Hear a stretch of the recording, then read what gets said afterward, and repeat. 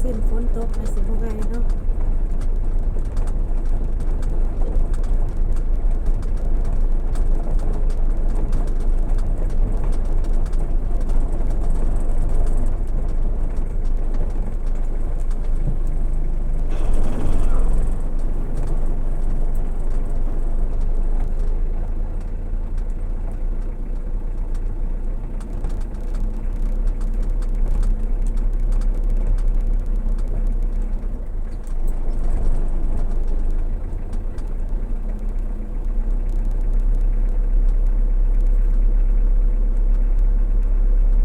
จะได้ค่อยๆเพราะว่ารถเท่ามันคิงแบบมันก็เลยไปแฮมบ่ได้เนาะ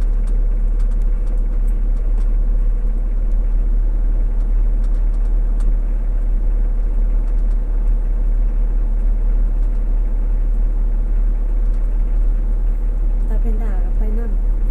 แต่ว่าเส้นทางนั้นดี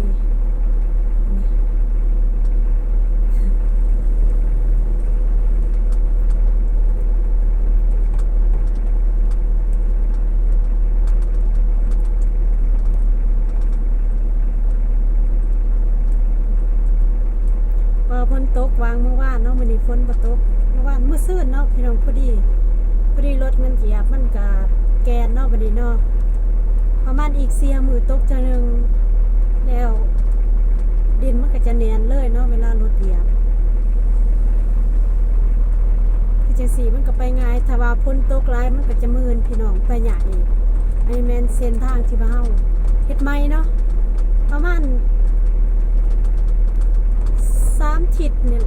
บ่3ก็2 ทิศปลายๆเนาะเพราะว่าหลังปีใหม่เด้พอดี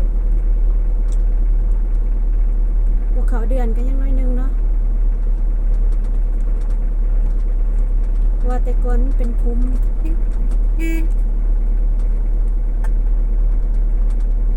ว่าจะตกช่วงฝนก็ยาก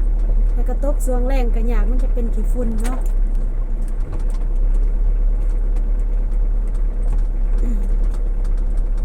อยากเลยอันนี้เขาจะออกไปทางออกเนาะ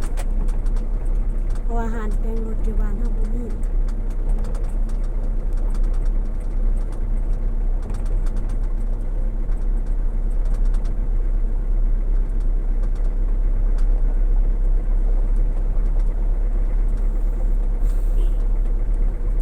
ว่าถ้าเป็นด่านก็แล่นำเห็นรถจักรก็แล่นำ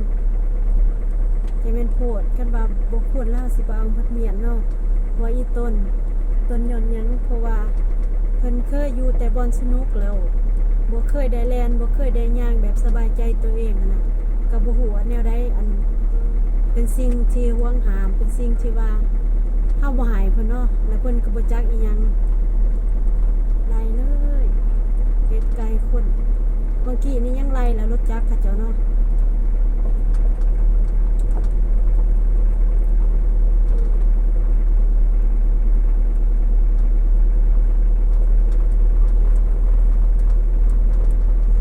สิเฮ็ดจังได๋ถ้ามาเสียวอ๋อเฮาก็เสียดายเนาะอันนี้แม่นครัวหวยจังปีเด้อพี่น้องเด้อนี่หรือว่าส่วนที่ว่า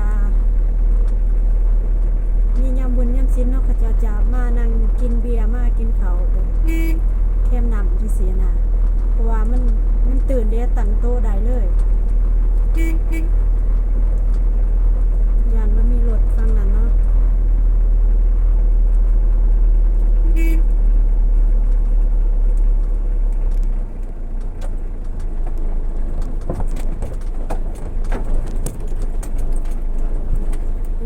ไหวทุกปีเนาะ